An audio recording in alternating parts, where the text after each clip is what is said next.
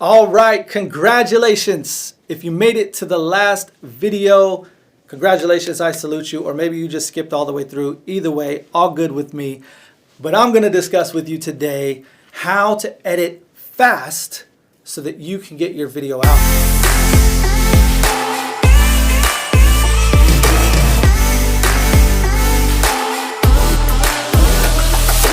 There's a couple different solutions and a couple different ways to look at this. One of the best ways to avoid this issue, and I've been doing it more and more, and I highly recommend that you do it as well. It's going to take a little bit of guts. It's going to take a little bit of courage, but that is live video. Man, without getting too much into it, live video has its benefits. There are certain ways that live video is prioritized online and the social algorithms and all these kind of things because it's live. It's a different type of content. With live video, you don't really need to be as polished as produced video because people understand. I'm coming to a live video. Also too, something about live video, you don't feel the same pressure as you feel, or at least I don't, the same pressure when producing content. When I know that I could start, stop, re-record, do that over, it almost creates kind of like more pressure to get it right, to get it all nice and neatly polished. But when you're doing live video, you just know, hey, you can't stop, so you better just keep on going. So it almost kind of forces you to just kind of be focused and just get it done. And there's no editing. Come on, there's no editing. You do a live video, you engage with live people, or people watch the replay, there's no editing. With that being said, that's one of the biggest reasons why I'm getting into live video. I think you should too. There's a lot of benefits to it. But let's say, hey, I'm not there yet. Let's just talk to recording some content. Fair enough, I understand. Now, the great thing about it is there are tons of editing tools. One of my favorite is an app for the iPhone and Android called InShot. This is my favorite. They are doing some crazy things. There's a free version and a paid version. I would just get the paid version. Like seriously, just get it's like $5. Just invest in yourself, right? Get the paid version. There's a couple of features that it can do. The free one, if you absolutely need the free one can handle it, okay? But that one is the quickest, the easiest, and the best way for people that are just new to video to start getting in there and making some cuts. Now, you want to set yourself up for success when it comes to editing. You know that you got to edit it, so make it easy for you. The way that you make it easy is by having a game plan going in. Know what topics you're going to discuss. You've seen this whole video series. I've had this iPad here. The reason why I've had this iPad here is because I have all of the topics that I'm going to discuss. So I know where all the edit points go. I know that I'm talking about marketing, storytelling, communication, fear on camera, talking to the camera, content to record, camera, lighting, mics, accessories. I have it all listed out because I know exactly what I'm going to talk about. So when I take that into editing, I already know what portions and what things that I need in advance. The second thing that you can do to make your editing easy is obviously, I did not record this video all the way through without making one single mistake. I edited out every single mistake so that it's nice and fluid and so that it saves you time and you don't have to listen to me ramble. I edited it all out. But here's what I did to set myself up for success. Every time I made a mistake, I actually just made a mistake right there. And every time I make a mistake, I stop, I reset, and I start over. Maybe I was in the middle of a thought. I start that thought a little bit over. I start that thought a little bit over or from the beginning so that way there's a smooth transition into my edit. So when you're recording the content, just know you're going to edit it. And because you're going to edit it, you need to give yourself a clean slate to edit from. I just made another mistake there too. You probably caught it. So here's the thing. You got to set yourself up for success and make sure that you give yourself these clean slates to edit from because you don't want to jump from one clip to another and have it really visible. One of the greatest ways to hide or to add or to modify your cuts so that it's not jumping around too much is a little punch in, a little punch out. You've seen that all throughout the video. Some were covering up mistakes and some were just adding it to keep it consistent throughout the video so that it kind of developed a style. You could also add screen overlays where something just covers up the screen, or you're talking about something, you just put an image up and it kind of covers up the little cut there. We do that all the time. that is a really great way to cover up an edit. Really just have an image that goes from one side to the other and that little cut point in the middle or somewhere in there so that that image is on the screen while that editing is happening. Most of the time, people cannot tell that there's an edit in the voice. It's usually in the image. So what they see tells them, oh, there was a cut there, right? It can be distracting. But usually the voice can be edited all the way through and nobody will ever know. So those are some of the tips that are going to help you edit faster.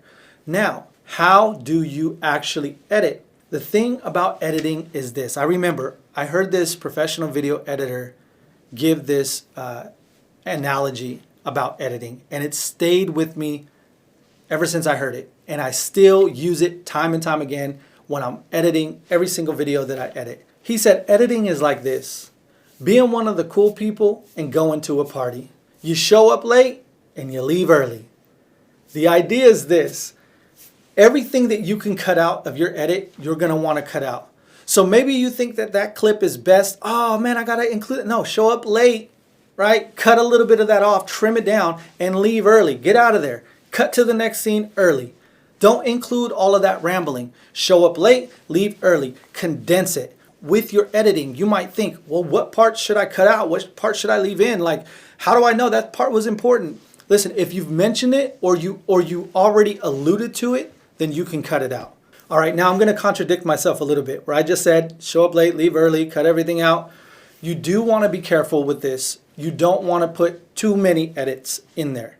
So you need to find and figure out ways that you can edit to where it doesn't feel too much edited.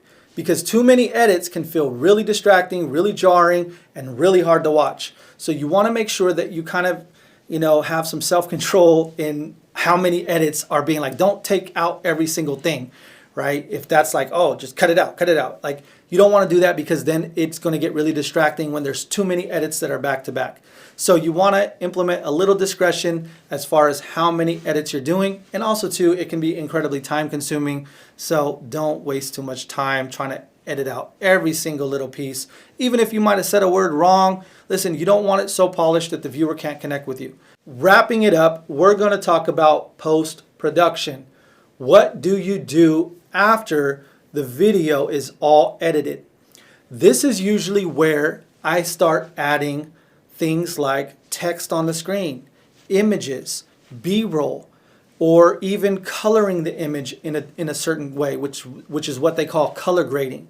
Okay, this is where we start adding all the effects, maybe the intro, the outro, the music, the sounds, the sound effects, all of those kind of things that kind of put a nice little polish on it.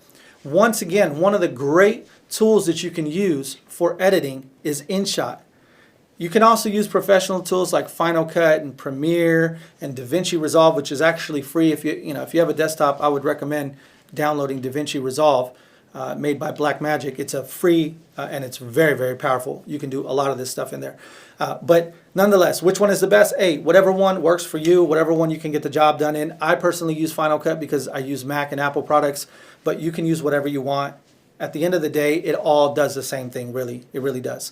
So, but for a lot of people that are editing on their mobile or their iPad or any of that kind of stuff, InShot, man, that app is crazy powerful. And you can do so many things. You could add so many effects. You can add so many types of different transitions and different things to spice it up and just make it really, really nice and awesome. Like, whoa, you made that video? That looks amazing, right? You can add sound design.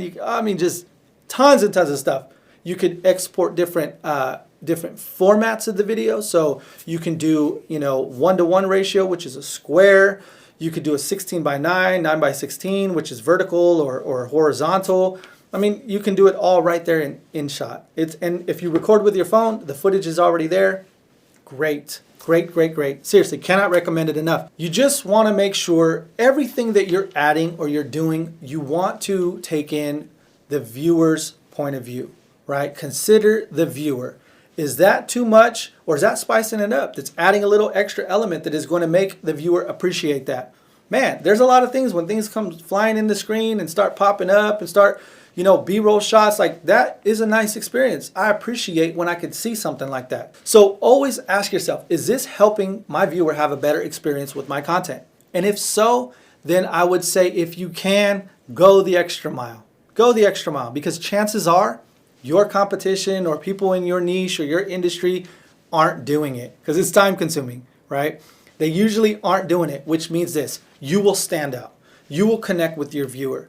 They may not know why they appreciate it, but trust me, they will appreciate it, because we all do. We love that kind of stuff when we watch content and things, we can see things are flying in, text is popping up. Like, that is a great, enjoyable experience. Don't get overwhelmed in post-production. Everything that you need to do, you can do in InShot, or you can do in Final Cut, or you can do in any of these video editors, especially InShot once again. But everything you can do right there. That's all you need. Play around with it, experiment with it. Maybe show some people, hey, what did you think about this? I added this filter on there, or I added these effects. And people will tell you, it's a little distracting, or man, I love that. I love how you had that stuff flying in and out. I love how you had the text that was there and, all the sound design and stuff like that. Amazing.